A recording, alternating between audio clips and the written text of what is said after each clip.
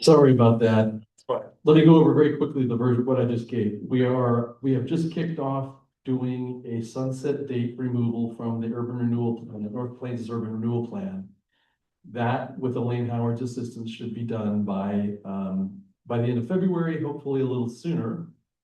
We'll bring back to you all a resolution for consideration for adoption as the Urban Renewal Board to remove the 20-year sunset date so that the Urban Renewal District can continue to do efforts and projects in the city.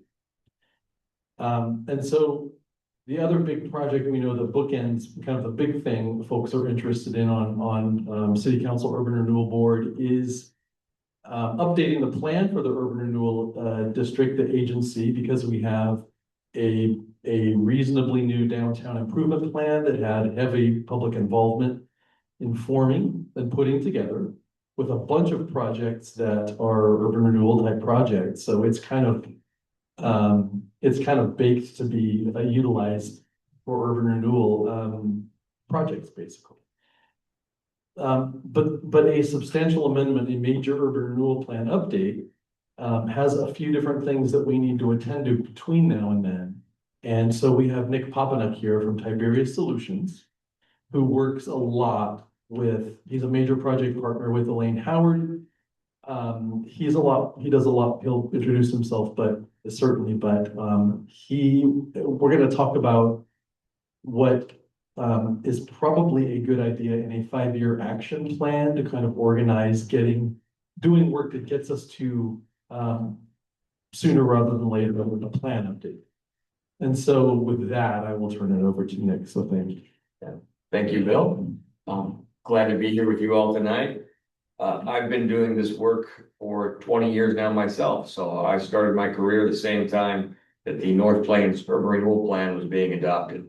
And over that time, there have certainly been a lot of changes in the community that aren't reflected in the plan. And so that's really what we're here to talk about, is how we can make intelligent decisions that are informed by you all to help steer this plan through its later phases, recognizing that the plan exists and is already setting parameters of what we do. If we look at the next slide here.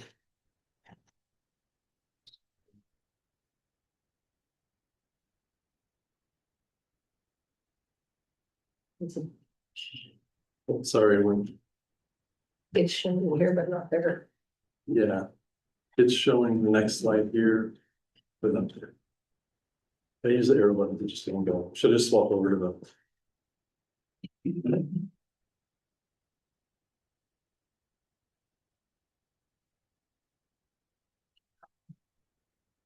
You just have to engage. All right. So as I was saying, the existing plan report, it establishes key parameters that are going to guide the use of this tool. And some of those are binding and restricting. So we know we need to operate within that context. But over the last 20 years, we've seen a whole lot of change in this community. I did some work on this plan myself 9 years ago, I think. And it was interesting driving back out here tonight and seeing all the new construction and the homes that have been built in the 9 years since I was last out here. Though I do come out this area to get my Christmas tree every year. So a 5-year action plan allows you to provide more specific direction to staff on what are your priorities and how to implement the specific projects in this plan over the short to medium term. And that timeline of a 5-year plan, it's short enough that it can be real direct, immediate priorities, but longer than the annual budget process. A lot of what we do in the government is annual budgeting. And so you're looking at just 1 foot in front of you. But a lot of these projects take multiple years to get ready, to prepare a site to be developed, or to go out and pursue grant funding to be able to pair with your local dollars to get something funded. So this 5-year plan is a workable timeline to take your priorities and translate them into actions. On the next slide. So the first step in this is a series of sort of technical pieces that we recommend be done. The first is review of those existing constraints. That's looking at the adopted planning report and understanding what is your boundary. You can't fund projects outside of that boundary. What are your goals and objectives? Everything you do with these dollars should be tied to those goals and objectives. And what is the existing project list? You can only spend dollars on projects if they are identified in the plan. Though there's always some gray area around how things are described in the plan and how you might actually spend those dollars. One other key constraint is the duration, but that has an asterisk on it because, as Bill just talked about, the duration is being worked on, being changed now.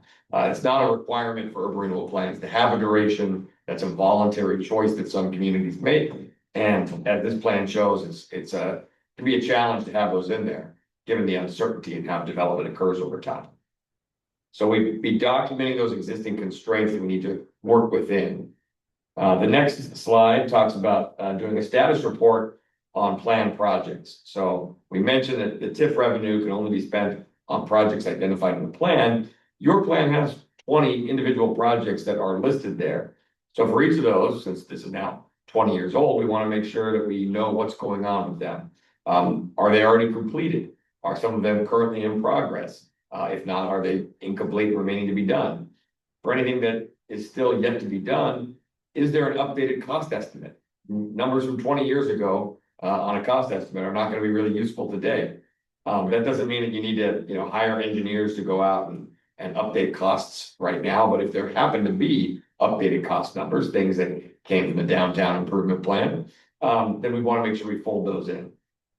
Are there any other sources of funds that have been allocated to these projects? Have you received any state or federal grants? Do you have system development charges that have been allocated to it? Is there a private developer share of project costs you anticipate to be funded? So for those remaining projects, are there any pockets of money that we think will likely be allocated to those things? That deals with the projects that are already identified in the plan, but there is the possibility that you could amend that project list.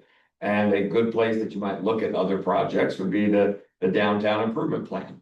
And so looking at that downtown plan from just a couple of years ago and what projects are identified there and saying, do these align with an existing project description in the plan? Do we think with a straight face that yes, this project could be accommodated without making any amendments to your plan?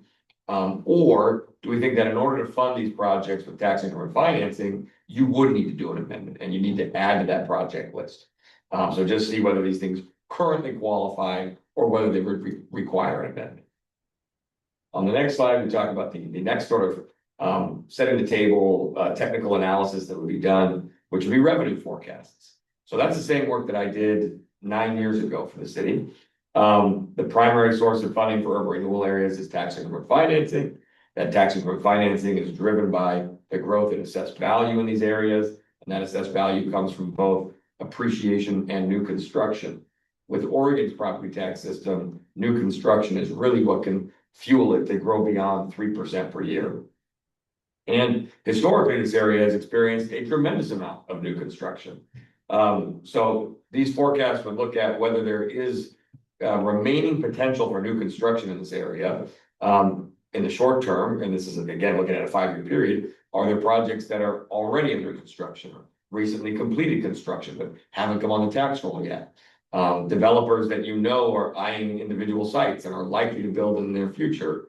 And then other vacant land that you just think has potential to develop in the future. So we look at all that to update the forecast of assessed value growth and thus the forecast of TIF revenue.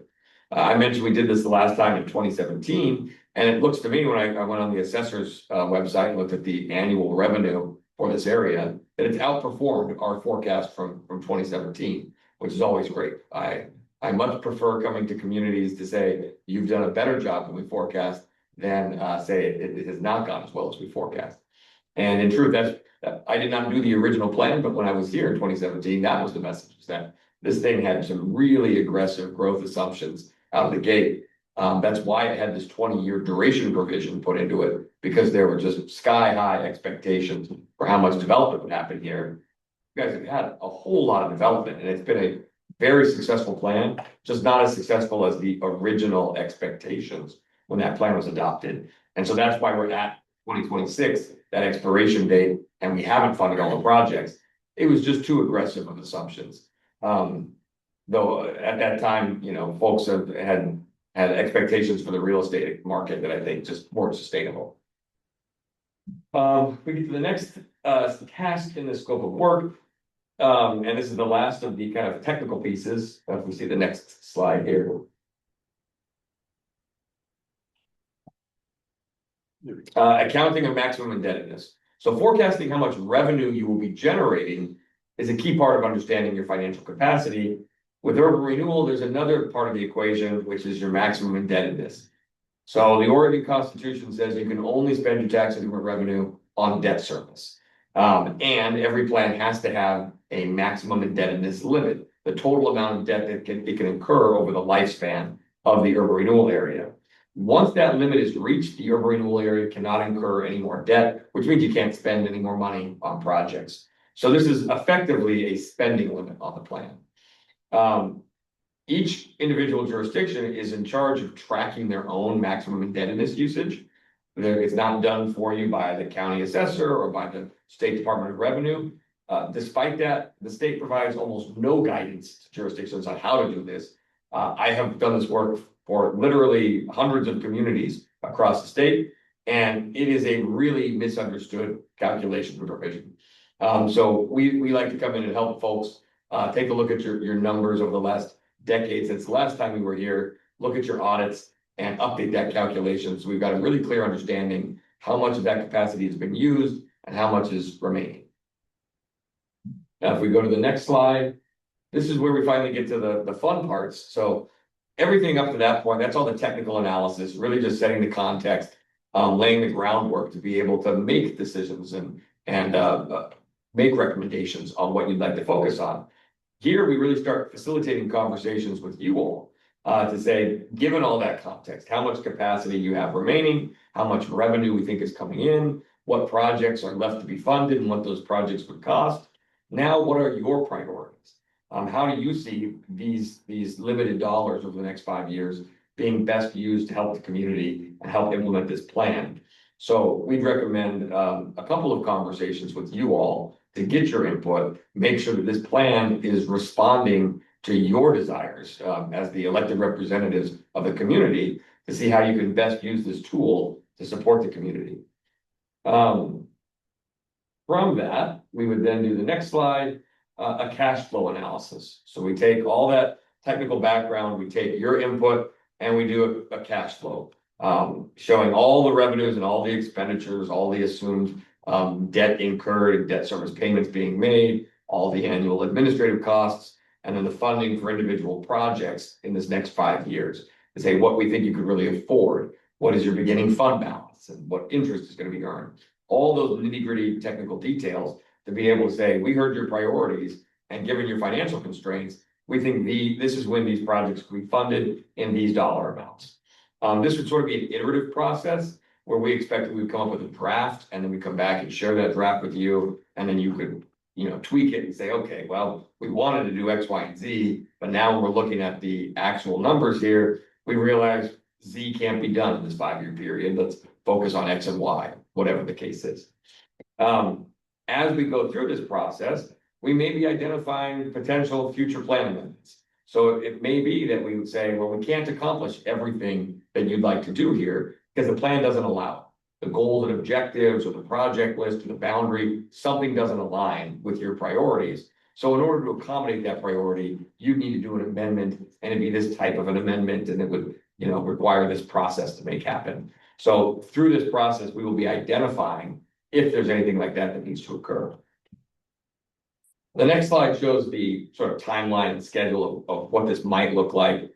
This is just illustrative. Things could obviously move forward or back 2 weeks or a month, depending on your availability and how the data all comes together. But really, we'd spend the first couple of months working on that technical analysis, all that financial work and doing that inventory of the projects, being able to have that information to come back to you for a facilitated discussion about your priorities. So we show that would be ready sometime in the month of April.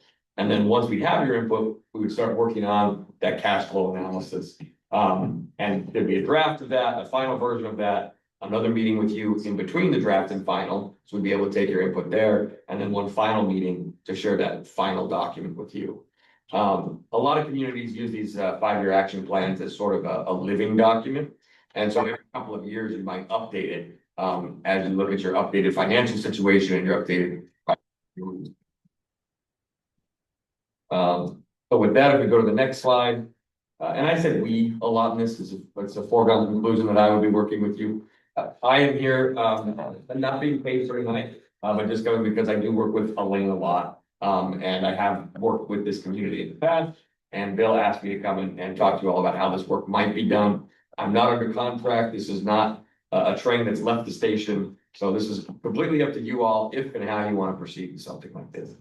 But I've talked enough for you tonight, so now I want to just hear your feedback. Some questions on the screen, or are there any questions about the components of the plan that we talked about tonight that you'd like to hear more about? And then, should or are you interested in pursuing this type of a 5-year action plan? And then if the community does move forward with this plan, are there any known key issues or topics that you want to make sure are addressed through this project? So. Just Counselor Weber, a basic question. In my experience, a lot of times it's good to look at where we've been to know where we want to go. Would it make sense to also hire you to kind of review how the last 20 has gone? What has worked well? What things have we not been able to accomplish? How much money has come in 20 years? How much money has gone out? Just a basic overview of what's happened so far. Because for me, that would be kind of a launching off point for this worked well, this didn't work well. Yeah, we've certainly done that in other communities that have had these plans that have been around for a while. We did work very similar to that in the Dalles recently. And also Columbia County had a long-standing urban renewal area. They closed it down a few years ago. But as we were wrapping that up, we did that same sort of work where it's like, this thing's been around for 2 decades. Let's try to capture what we've done with this tool. What's sort of the timeline of the history of this? When did revenues start to come in? When were projects first starting to get funded? Not a lot occurred in this area for the first decade of it. I recall from my last analysis that there wasn't a whole lot of that maximum indebtedness that had been used up at that point in time. But over the last decade, revenues have become more significant. And so there may have been more progress made. But being able to show that timeline of the resources over time and the kind of key milestones and achievements that this area has done. It's also great just for posterity to be able to communicate to the public. This was a multi-decade effort, and here's all that we accomplished. Folks can easily lose track of the things that you've funded as the years go by. So. I have questions later. And no questions, just comments. I think this is a great proposal. Councilor Hagedorn here, or Commissioner Hagedorn. I am excited to see this and anxious to put this into forward motion. I do appreciate Commissioner Weber's comments about the retrospective. I think that would also help to inform future decision making and investments. So I think that would be a point of interest that I also would like to see. Counselor Weber, on a practical level, is there a concern that we have to get certain things done by certain deadlines, or we could fail to make some deadline? Or I think it was confusing for some of us, if the 20 ends, can we fairly easily through amendment add an extra 5? So it's not hard to get that approved. Is that what we're saying? Yeah, so that goes to the piece that Elaine Howard will be working with you on. If that deadline came and went without taking action first, you're pretty much sunk. That plan puts a hard deadline that says, you have to incur debt by the end of this fiscal year. You can take as long as you want to pay off the debt, but you have to incur the debt. Again, that's not required by statute. There's no requirement to have that sort of a deadline in your plan. That was voluntarily done 20 years ago, based on expectations of very high amounts of new construction in the early years that didn't materialize. So it just takes a minor amendment to the plan. So it's a resolution adopted by the Urban Renewal Agency itself that would either extend or eliminate that deadline. And once you've taken that action, then you've got all the breathing room you want to be able to fund these projects, incur debt on your own timeline without being worried about that. Commissioner Hagedorn again. Is it safe to say that we can operate in parallel with the sunset revisement and the 5-year? Okay. Yep, absolutely. There'd be no reason why this would need to be held up on that front. As long as there's certainty that that's moving forward, then our analysis can proceed just fine. Yeah. Well, shoot, let's get going. Well, I think that was a vote for yes. So. So one of the questions I have in the 5-year plan, so it does have a civic center in there, and there's been a lot of back and forth on. I know it's because we did it before, but what are the constraints around the civic center piece that's in the 5-year plan? Because I'm sure you probably have more experience with this than I do for sure. Yeah, and I won't offer too final of an opinion tonight because we haven't done this work. But in general, civic center is a public building. On the face of it, public buildings are now prohibited as a use of tax increment revenue. There are exceptions to that, and sometimes what looks like a public building may really be more of a economic development project or a park project. So there are ways to define the project that will determine whether it's clearly allowed, clearly not allowed, or in a gray area where you're going to want a legal opinion on it. So as part of this work, looking at all of the existing projects in the plan, all of the projects that have already been identified through that downtown planning work, and then any other projects that you identify as potential priorities, we would need to be identifying how those are allowed in the statute, and whether there's any gray area or whether they're just strictly prohibited. So we would identify that through this process. Any project you're interested in, if it's not already in the plan, making sure it's been determined, is it truly eligible or not? Okay, that makes sense. Councilor Weber, one of the projects I've been a fan of is some sort of recreation center. That seems to, according to Elaine, that potentially is something that can be funded versus a city hall. I guess what I was reading the other day, Cornelius, in their URA, took an old school building like what we're in now, and they're spending a couple $1 million doing a recreation center. So is that potentially something we could be also talking about doing here in, because I think what we're looking at is kind of what are our big projects. If we're not gonna do city hall, maybe, this building is bad shape, we need a new roof, kitchen things. How do we find out sooner than later if that's something worth pursuing? Yeah, I think, and again, I'm not gonna give a final opinion tonight on any of these things. But in the first few months of this project, you guys identify, communicate to us what these potential projects are, and we'd be able to do an evaluation to let you know it looks clearly allowed, clearly not allowed, or in a gray area.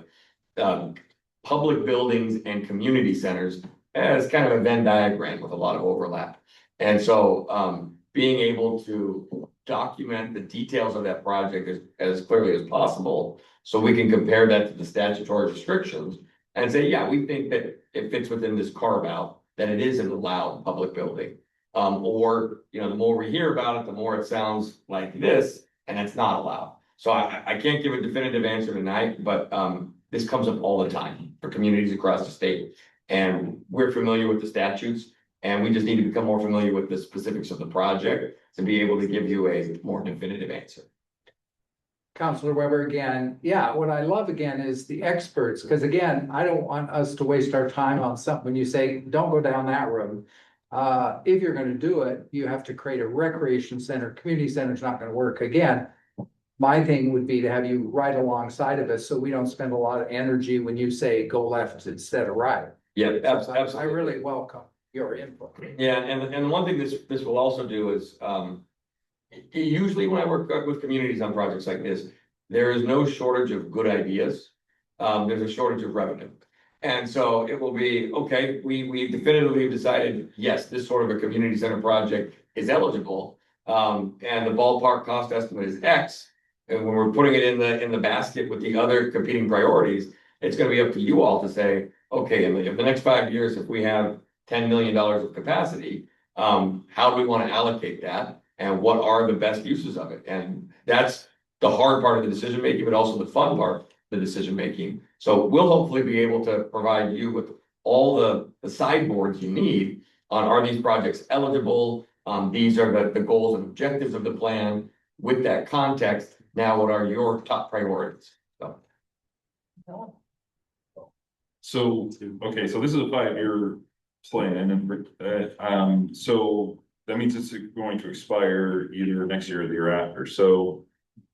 With the 5-year plan, is that something where we amend it, add to it, just do a new one, like what, how does this work? In your experience? Yeah, so that's all up to you. These aren't mandatory documents. It's not like a capital facilities plan or something that needs to be updated periodically. There are certain communities that have plenty of resources. City of Beaverton. City of Beaverton has an urban renewal area with 10 times the maximum indebtedness of your urban renewal area. They update their 5-year plan every year. They have the resources to do that.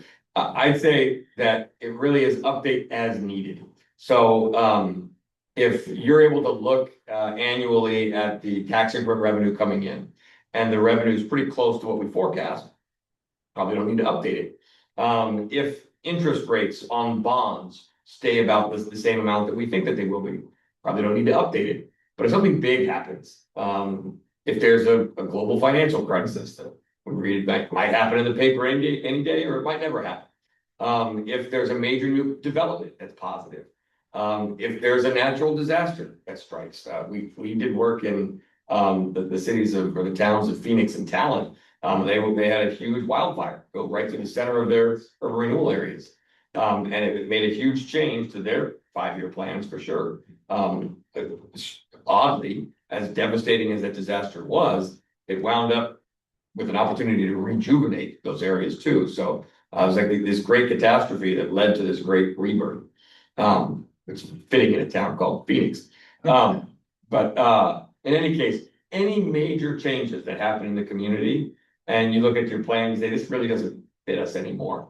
Let's not wait 20 years to take a look at this again, but let's go ahead and call somebody to have them come update this, really on an as-needed basis, So I think my takeaway then would be for the URA board to work with Bill as the executive director on at least once a year to say, are we happy with the direction we're going? And do we need to bring somebody in to make an adjustment? Is kind of would be my takeaway personally. So, did you have one? That's good. I agree. I'd still like to see the retrospective. I mean. Exhausting. Commissioner Hagedorn, I do think the retrospective comment would be good for us to kind of do a reasonable, a reasonableness test if we're moving in the right direction. So I think now's the time to close that off and have that conversation, maybe. That's my recommendation.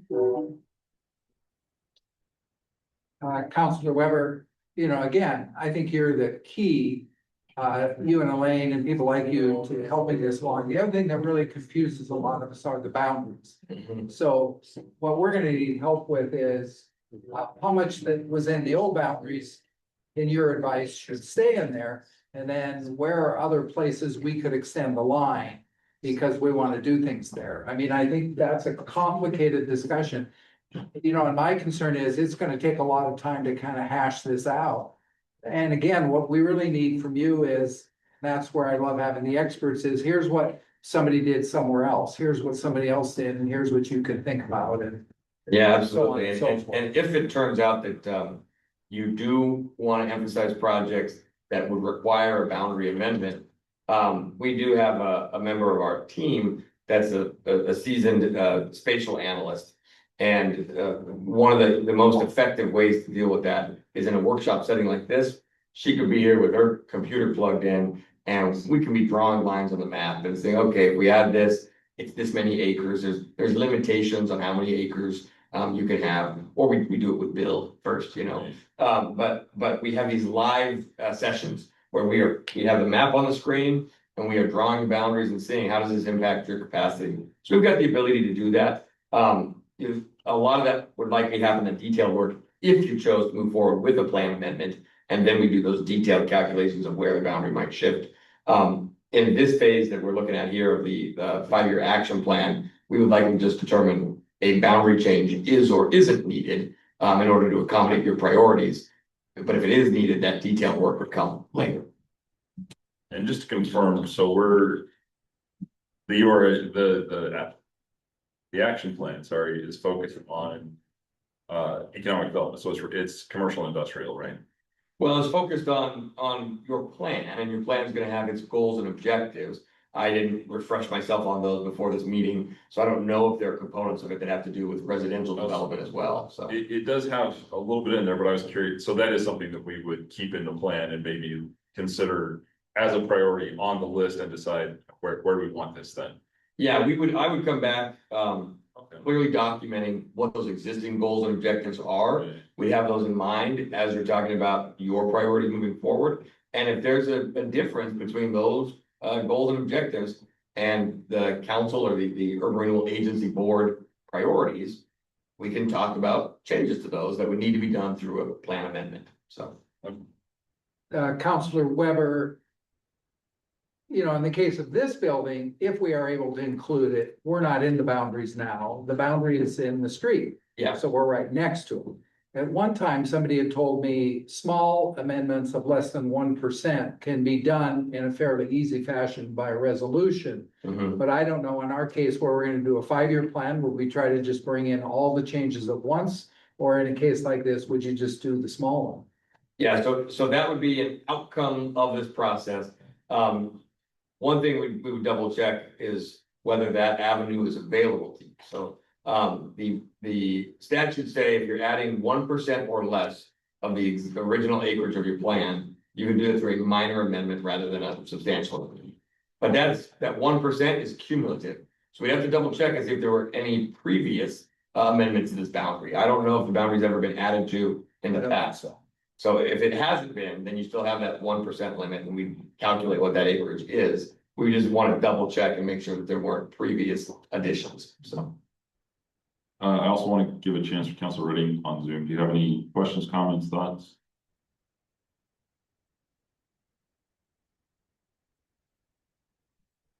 I'll say no. No, you guys are doing great. Thank you. Okay, any other questions or comments so far? Just remember, we can't deliberate, we can't make a decision. Counselor Weber, just to understand the process going forward, I mean, I think we're very supportive of using Elaine, however that is. So am I understanding then there will be some sort of scope to work, of work put forward, some numbers attached, and then we would schedule a board meeting and then we would say, yes, we want to proceed. Is that kind of what we're talking about? We'd actually handle that through an instruction to staff. Pardon? We'll handle that through an instruction to staff. Bill will put that together, and then if it's within his signing authority, he'll sign, and if it's not, he'll come to the board. Yeah, and I would put together, based on what you're asking me now, and what I'm sure Bill will ask me after the meeting, I'll put together rapidly a scope of work for this. That'll have details on the tasks we talked about tonight and the costs involved in that. Then you all can let me know through Bill if does that look good, or you want changes, something different, etc. So. Thanks. Anything else? Okay, so I think what I'm hearing is a consensus on an instruction staff, yes? Yeah. We want to proceed with the statement of work? We want Statement of them work, create a statement of work. that's what I'm hearing, yes? Yes. Yes, okay. Yes. Council Redding, comments, thoughts? You good with this? I think. Can you see me? Yes, I'm good with this. Okay, thank you. Yeah. So, I think is that good for you? Thank you. Okay, I just want to make sure we did it. Rowan, Bill, any other thoughts on this that we need to think about from your perspectives?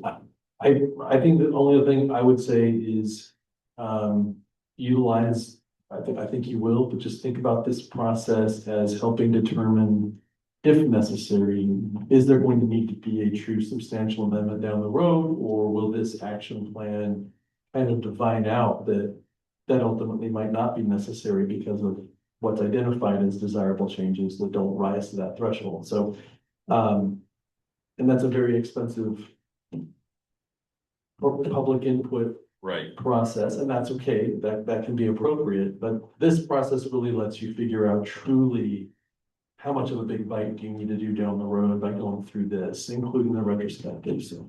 and something I'll remind council or commission, council, whatever we are today, on is we did discuss with planning commission. If in the future there is growth, that will be a separate urban renewal district, and we will bring you back in to help us make sure we do that correctly, but that is out of scope for this statement of work. But just keep that in mind that if we do it again, if there is growth, that is something that we'll need to pursue, or we or future council will need to pursue when that growth occurs and when it's brought into the UGB. It's killing. Okay, anything else? Not? I mean, this has been super helpful. I got a page of notes and a lot of stuff to go read on, so. Thank you. Nick, really appreciate it, and if there's nothing else, we'll adjourn until 7. Thank you. Thank you. Thank you. Big fan. Yes. It's up.